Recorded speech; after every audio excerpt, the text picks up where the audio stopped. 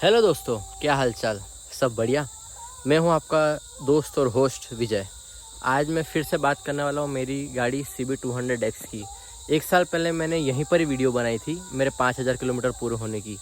आज मैंने एक साल एक महीने में 25,000 किलोमीटर पूरे कर लिए हैं। तो आज मैं सुबह सोचा था क्यों ना इस पर एक और वीडियो बनाई जाए। आपने मुझे पिछली वीडियो पर बहुत प्यार दिया, उसके लिए बहुत बहुत धन्यवाद। आप देखिए, गाड़ी काफ़ी कुछ बदल भी गई है। मैं आपको सिनेमेटिक्स में बताता हूँ।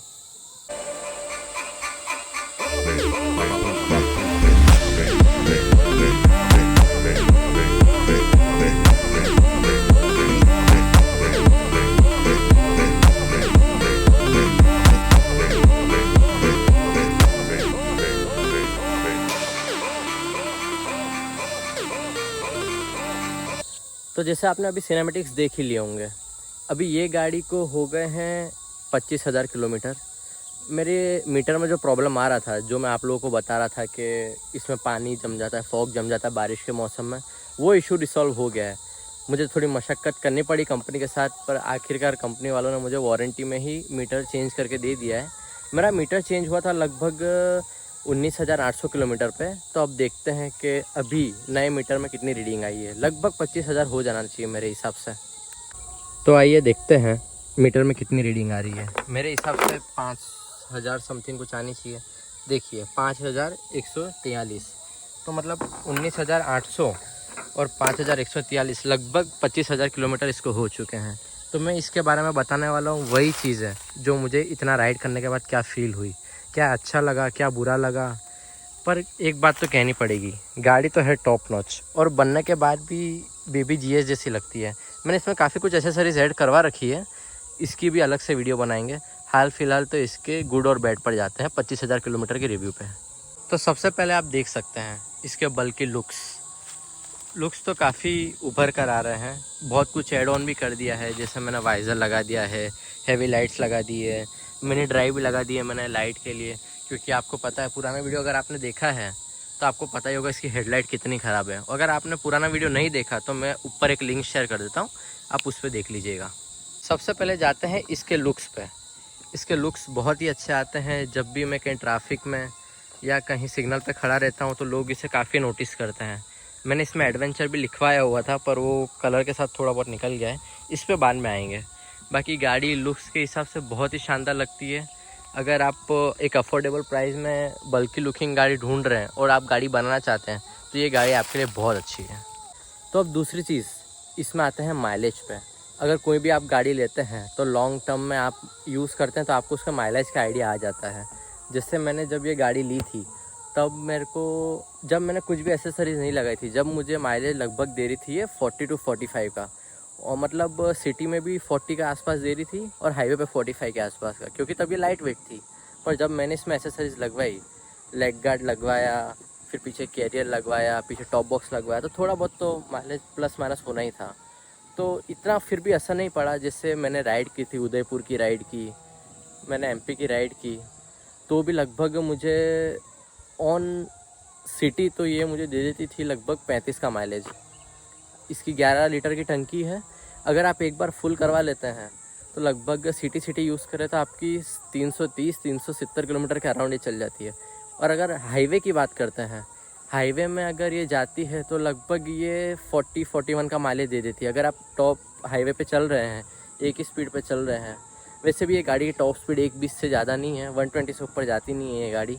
इतना लोड होने के बाद तो बिल्कुल ही नहीं जाती। पर फिर भी हाईवे पे क्रूज़ करने के लिए अगर 90-100 के आसपास आप जा रहे हैं तो ठीक है, ये आपको अच्छा खासा 40 का माइलेज निकाल के दे देगी। और क्या ही चाहिए आदमी को, थोड़ा गुड लुकिंग गाड़ी हो और अच्छा माइलेज दे दे तो ज़िंदगी वैसे ही शॉर्ट हो जाती है। तो अगर हम इसकी इंजन रिलायबिलिटी की बात करते हैं तो हम बात कर रहे हैं होंडा कंपनी की। होंडा कंपनी अपनी रिलायबिलिटी को लेकर बहुत ही पर्टिकुलर है।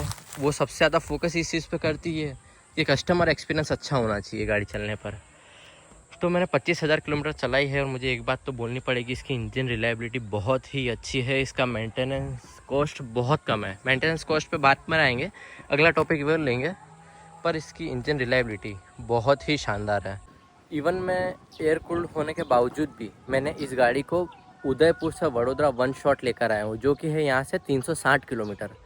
और मुझे ऐसा लगता था कि एयर कूल्ड होने के बावजूद मुझे 100-150 किलोमीटर चला के रोक देनी चाहिए, पर सरप्राइजिंगली मैंने इसको 5.5 घंटे सलंग चलाया। मैं उदयपुर से बड़ौदा तक आ गया, तब भी मुझे कभी एक जगह भी रुकना नहीं पड़ा। ठीक है, 1-2 मिनट के लिए पानी चाय का ब्रेक होता है, वो तो सब समझता है, अपनी बॉडी को भी चाहिए रहता है ब्रेक, पर फिर भी ये गाड़ी कहीं ना रुकी। कहीं भी लैग, मुझे ऐसा नहीं लगा कि पावर में लैग आ रहा है, और इसने बहुत ही अच्छा परफॉर्म किया। इवन इसने मेरे को माइलेज दिया 42 किलोमीटर का, पर लीटर 42 किलोमीटर का माइलेज दिया। मैं खुद शॉक हो गया था, पर ठीक है, होंडा है, इंजन है, रिलायबिलिटी है, उनके R&D इतने स्ट्रॉन्ग है, उनको पता है कहाँ पे क्या चाहिए, तो बहुत ही अच्छा चलता है। तीसरी मैं बात करूँगा इसकी सर्विस की, जो कि कहते हैं मेंटेनेंस कॉस्ट। आज तक मैंने इसको, वैसे होंडा आपको 3 सर्विस फ्री देती है, पर मैं तो आदत है, मैं हर बड़ी राइड करने के बाद एक बार गाड़ी सर्विस में डाल ही देता हूँ, तो मैंने इसकी 6 से 7 सर्विस करवाई है। आज तक मुझे होंडा वालों ने 1100 से ऊपर का बिल नहीं दिया। ठीक है, मैंने लास्ट सर्विस करवाने के बाद मैंने उनको फोर्सफुली कहा कि आप अंदर चेक करो, कुछ पार्ट हो गया है ख़राब या उसको रिप्लेस करो। तो जाके उन्होंने ब्रेक पैड्स चेंज किए, और आगे पीछे के ब्रेक पैड्स चेंज किए, और क्लच वायर चेंज किया 25,000 किलोमीटर पर, वो भी मेरे कहने पे। मतलब वो और भी चल सकते थे, वो मुझे कह रहे थे, पर मैंने बोला रिस्क क्यों लेनी, हम लंबी जाते हैं। तो वही बात है, अगर आप रिलायबिलिटी के लिए सोच रहे हो और आपको एक पॉकेट फ्रेंडली बाइक चाहिए, तो ये आप उसमें फ़िट कर सकते हो। मैंने आज तक इसमें साल भर में ज़्यादा से ज़्यादा 10,000 रुपये भी नहीं लगाए होंगे सर्विस में। सच में, ऐसे सर्विस पे मैंने 50-60 हज़ार रुपये खर्चा कर दिया है, पर मैंने सर्विस में कभी भी, ऐसा नहीं है कि मैं सर्विस के लिए ध्यान नहीं देता, मैं काफ़ी कॉन्शियस हूँ इस चीज़ को लेकर, पर इसने कभी खर्चा ही नहीं दिया, और मैं खुश हूँ इस चीज़ से। ठीक है यार, अब इतनी बल्कि गाड़ी चला तो कोई भी एक्सपेक्ट करेगा कि चलो साल भर का 20 से 25 हज़ार रुपये खर्चा अगर आता है तो बेयर कर लेंगे, क्या फ़र्क पड़ता है। पर ये इसका बहुत ही अच्छा पॉइंट है, इसके लिए बहुत बड़ा थम्स अप। और इसका एक बहुत ही बड़ा प्लस पॉइंट है, जो कि ज़्यादातर एडवेंचर बाइक्स में प्रॉब्लम आती है। एडवेंचर बाइक्स में क्या होता है कि सबसे पहले अगर कोई चीज़ टूटती है तो वो है इंडिकेटर। और लकीली आज तक मैंने इसको बहुत कुदाया, बहुत गड्ढों में गिरी है ये गाड़ी, कभी क्रैश नहीं हुई, पर गिरी गाड़ी, पर कभी भी इसका इंडिकेटर ना लूज़ हुआ ना सॉफ्ट हुआ। ये देखिए, आज भी वैसा के वैसा ही है। इसकी मेन तो क्या है, इसकी क्वालिटी बहुत अच्छी है। इवन NX 500 में भी ये लोग यही इंडिकेटर देते हैं, तो अब बहुत हो गई अच्छी बात है।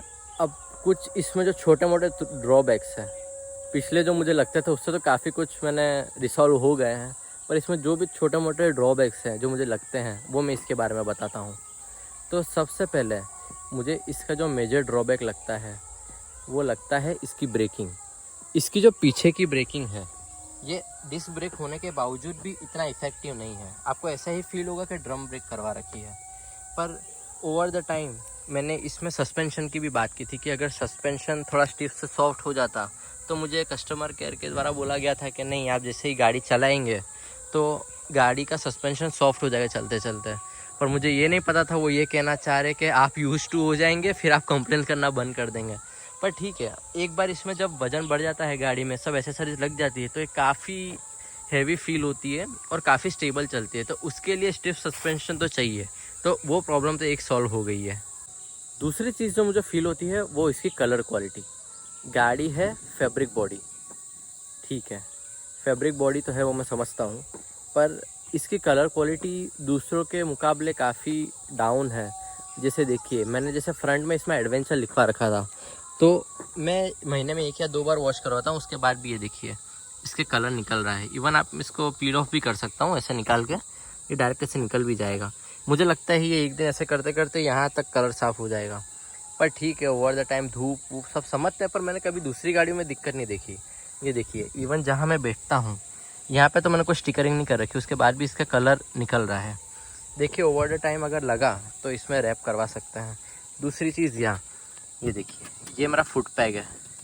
फुट पैग जो है इसका, ये इस तरीके से फट चुका है। समझते हैं 25,000 किलोमीटर हो गए हैं, फुट पैक्स फट सकते हैं, पर ठीक है, इससे थोड़े से अगर चौड़े उन्होंने फुट पैक्स दिए होते हैं तो काफ़ी कुछ कंफर्टेबल रहता है चलाने में। ये देखिए, यहाँ मेरा नी टच होता रहता है शूज़ के कारण, तो यहाँ से कलर उखड़ता है। ये तो स्वाभाविक है कि चलो कलर उखड़ गया, ये वो हो गया, पर इतना नहीं होना चाहिए, क्योंकि मैंने दूसरी भी गाड़ियाँ चलाई, उसमें ये नहीं हुआ है।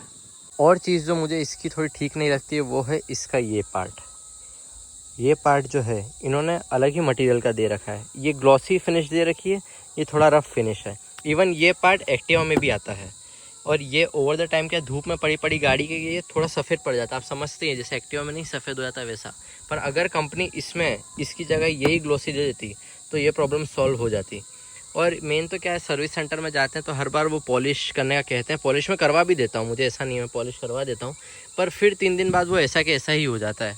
ओवर द टाइम मैं समझता हूँ गाड़ी यूज़ करने के बाद कुछ इतना छोटा मोटा तो चलता है, पर मैं आपको पूरा रिव्यू बता रहा हूँ तो मुझे उसमें हर चीज़ बतानी चाहिए, ताकि अगर आप ये लेने की सोच रहे हैं 2025 में भी अगर ये लेने की सोच रहे हैं तो आप सिलेक्ट कर सकते हैं कि हाँ मैं जाऊँ या नहीं जाऊँ।